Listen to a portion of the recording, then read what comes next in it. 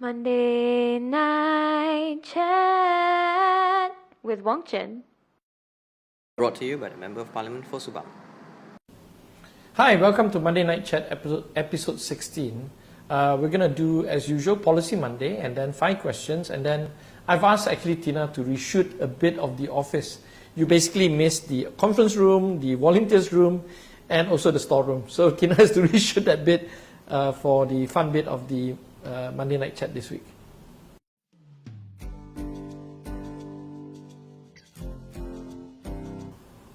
Hi, welcome to Policy Monday. We're going to talk about the hot topic about asset declaration. As you know, members of parliament from Pakatan Harapan were supposed to declare the asset on the 15th October.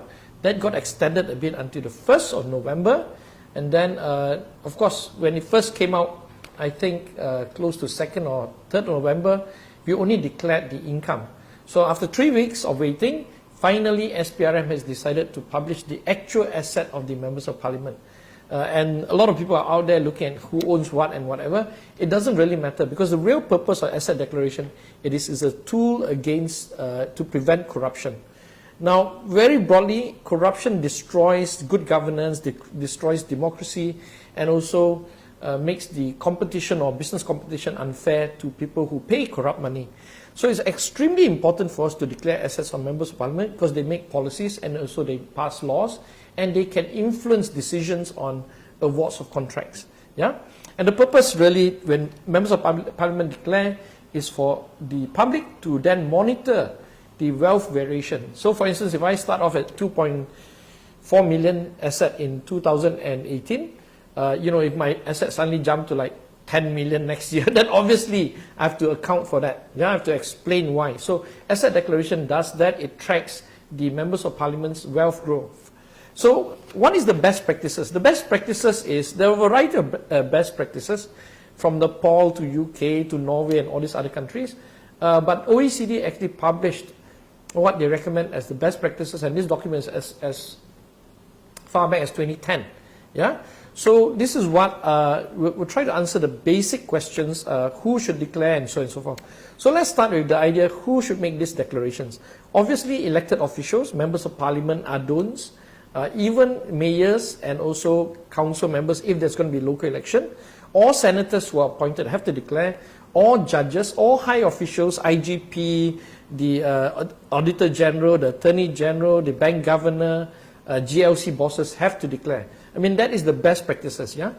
And they have to declare themselves and also their wives, because some people have more than one, so wives or spouses, and then they have to also declare their children's wealth. I mean, those are the best practices so that there is no opportunity for members of parliament or elected officials to park the money with their wives, hide it there, or hide it with their children, yeah? The second question is, after the declaration, what happens? There must be a process of verification. In other words, the Auditor General, I suppose, should come in and do a quick check and say, have you declared truthfully? Yeah? And then concurrent to that is the idea that if they did not declare truthfully, then, what sanction or what punishment can take place. So all these are legislative things that we have to do. Another thing that we have to discuss is what kind of assets should be declared. Obviously, cash, houses, property, jewelry, vehicles, all this, anything above 10,000 US dollars should be declared. Yeah. Then the fourth issue is whether for what kind of period should you declare? Should you declare at the start of your term, at the end of your term?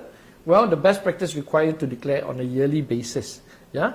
In addition to everything else, there are declarations of conflict of interest. For instance, if you're the Minister of International Trade and you want to give a grant to a car company like Proton, the fact that you own, say, 1 million shares in Proton should be an issue regarding conflict of interest. Therefore, you should not make a decision based on that, but to leave it to other members who are more independent to make those kind of rulings. So, in addition to asset declaration, there also should be a conflict of interest declaration. Yeah. Lastly, how do we declare to the public? Now, of course, in the age of internet, we put it on the website.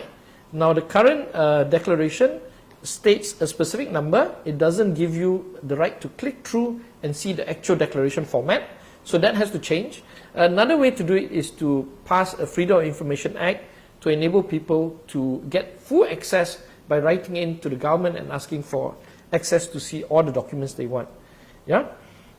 Now, let's just do a quick assessment. Is the current Malaysian asset declaration good or not? If I have to rate between 0 being the worst to 10 being the best, I think it's somewhere in between about 5 or 6 out of 10. Yeah? Why do I say this? One, the declaration so far is only limited to Pakatan Harapan members of parliament. The Adons don't have to do it yet. The councillors don't have to do it yet. These are Pakatan Harapan. In addition to that, of course, members of parliament from Barisan Nasional and from GPS, from Independent and from PAS, they should be made to declare as well. Yeah? That is one of the issues contentious issues that we have. The second issue is the actual declaration itself. Under the current ruling, what you see on the SPRM website only declares the member of parliament's assets. It doesn't declare the wife's or the spouse's asset or the husband's asset. There's no spouse declaration. Yeah? That spouse declaration is actually given to the Prime Minister and SPRM but not published. So that raises the issue whether some members of parliament are hiding their wealth under the wife's name and away from the public's eye. Second is that we have a crazy ruling where if you have children below 21, you have to declare, right? And then children above 21, you have to declare. It should be the other way around, okay? Because look, if you are 21 years old, you're not likely to be holding a job. Why should we be interested in what you have to declare as my child?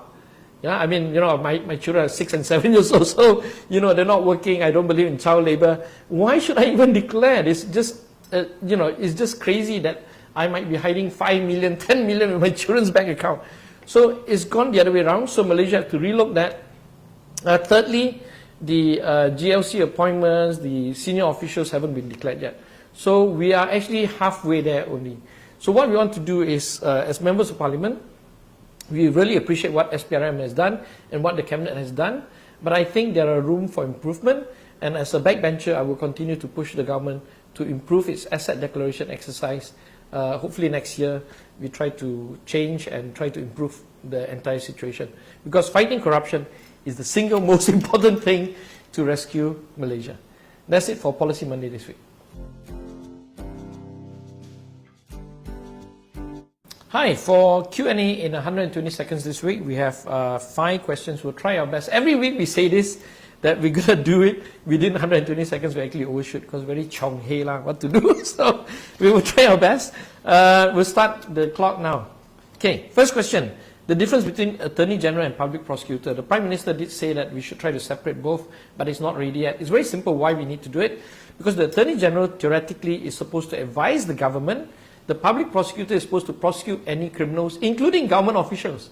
So if there is, say for instance, they want to arrest a minister, yeah, the fact that he is advising the government and also arresting the same person inside government, which is the minister, then there's a major conflict of interest. That is why it's essential for us to separate Attorney General that advises government and government officials and Public Prosecutor, which has no fear or favor to actually prosecute criminals, whether they're from the government or outside the government. Yeah.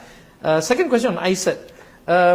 Look, it's a very sensitive issue to the Bumiputra community, but essentially this ISET issue is we're jumping the gun. If you want to do a ratification on ISET, you actually have to amend the federal constitution, in my opinion. Some people say otherwise. Yeah? So let the constitution be amended and agreed by the majority of the members of parliament, then we can go back and revisit ISET. We could give an idea that we are pursuing ISET, which is what the Prime Minister has said in the United Nations. But, let's look at the practicality of things. Until the people have decided, 2/3 majority have decided that they want to move on, then ISET is really a moot point. Number 3, Goldman Sachs. Can we sue them? It appears now that Blank Fine, who is the current chairman, actually met up with Jolo apparently 3 times before that. So it is quite clear that the fallout on this 1MDB scandal on Goldman Sachs is going to be really damaging to them. I think we should sue them. Number 4, how long is the budget going to be? The budget is going to end on the 6th of December, and then we have 2 days left after that to do the bills, and most of them are going to be budget bills anyway. Lastly, asset declaration is a big issue. I'll just declare my asset over and over again. I've already declared during invoke time in December 2017. It's the same. I haven't grown richer. It's still 2.4 million. But I actually forgot to include my EPF savings, so it's closer to about 2.5 million in actual fact. Okay, great. We sort of meet the time. So that's all for Q&A this week.